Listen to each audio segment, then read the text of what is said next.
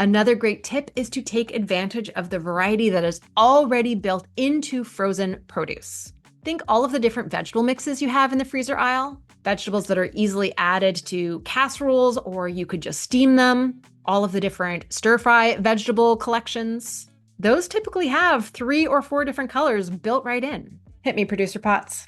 Dr. Sarah, I have heard you say that eating the rainbow is another way to ensure that we're getting a wide range of nutrients. I would love it if you could give us some practical how-to. What are the colors of eating the rainbow, and how many servings of each color should we aim for, and what types of foods count for those colors? I know that's a loaded question, but I hope you can give us like the top line that we need to know. Absolutely. So there are 5 color families when we're talking about eating the rainbow: red, orange and yellow, green, blue and purple, and white and brown. And the reason why this is a beneficial eating pattern is the same chemicals that are responsible for those distinctive colors of different fruits and vegetables are phytonutrients. And different classes of phytonutrients have different health benefits.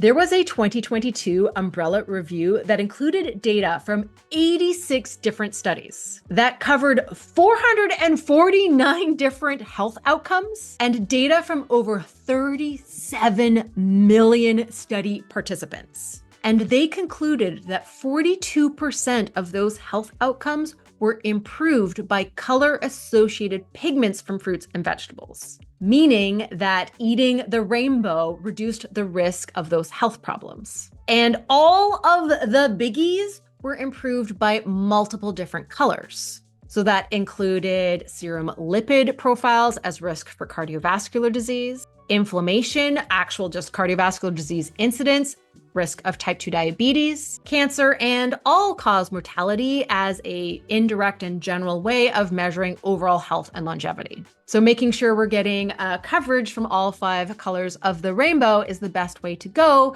to ensure better long-term health outcomes. And in fact, the study concluded that color-associated pigments, meaning eating the rainbow, confers additional health benefits above and beyond how much fruits and vegetables we're eating. So what counts is the color of every part you're eating. So there's lots of fruits and vegetables that count in multiple different color families. So if you're eating radishes, they're kind of red on the outside, white in the middle. You can count them in the red color family and in the white and brown color family.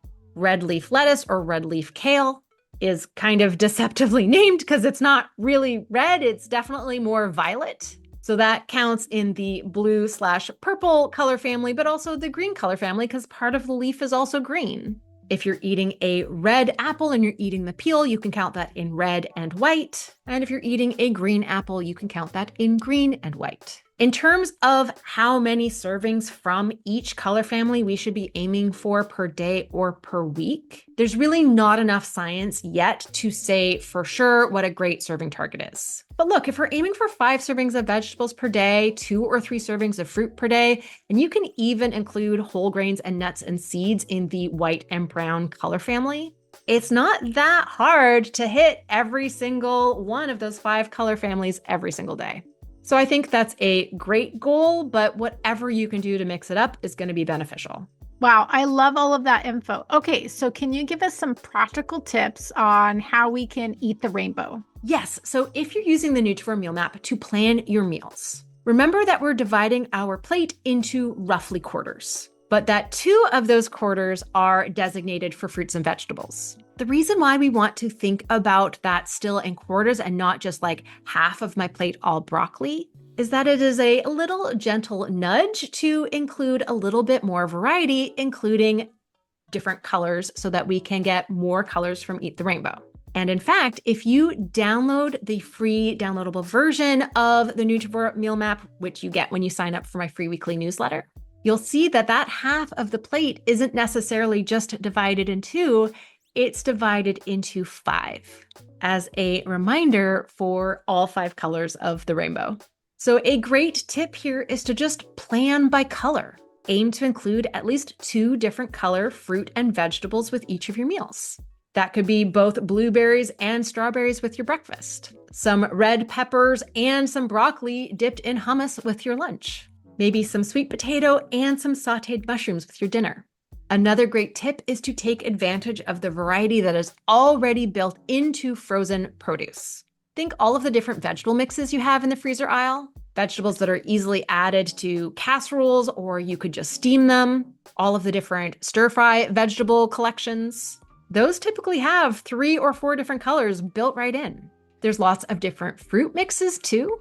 I have a smoothie fruit mix in my freezer that has mango, pineapple, strawberries, blueberries, blackberries, and I think raspberries, which is 3 different color families. A fun way to add more colors of the rainbow is to experiment with different varieties of your favorite vegetables, like purple or orange cauliflower, golden beets or candy cane beets, rainbow chard, or the bags of rainbow carrots. I like to challenge myself to include all of the colors of the rainbow every time I make a salad. Some of my go-tos are to add tomatoes, shredded carrot, radishes, and a little purple cabbage. With some greens, I've got all 5 colors right there. If you like a breakfast smoothie, you've got an awesome opportunity to add a lot of different colors to your smoothie. Colors of fruit and colors of vegetables. The end color might be a little bit interesting, but that's okay, it'll taste good. You can also add more vegetable and fruit color with your snack choices. So if you find yourself leaning towards green vegetables with your meals, maybe choose some orange and yellow ones for a snack. Another great way to eat the rainbow is just increasing dietary diversity in general. And a great way to accomplish this is by trying new recipes. Maybe try some recipes that have different color themes. Just 1 new recipe per week if you find a new favorite that can go into your regular rotation. And if you've got foods like bell peppers that you buy regularly, just rotate through the color options. For bell peppers, you've got red, orange, yellow, green. You might be able to find purple or white ones too. The biggest thing is just to be aware of the benefits of eating the rainbow, so you can be thinking about it while you're planning your meals and doing your grocery shopping. Thank you, Dr. Sarah, for giving us so many tips on how we can approach eating the rainbow and how to use that as a tool to make sure we're getting a wide variety of nutrients.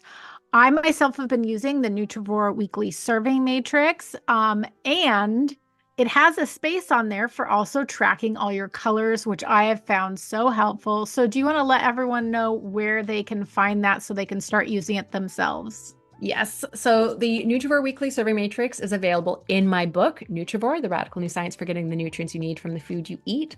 Or if you would prefer, you can get it as a digital resource on my website, Nutrivore.com. I also have a really cool ebook series called Eat the Rainbow that has a book for each color, as well as food lists and what counts and tips for getting more foods of that color. And that is available in my Patreon to the Nutrivore Super Nerds tier. It's all there already.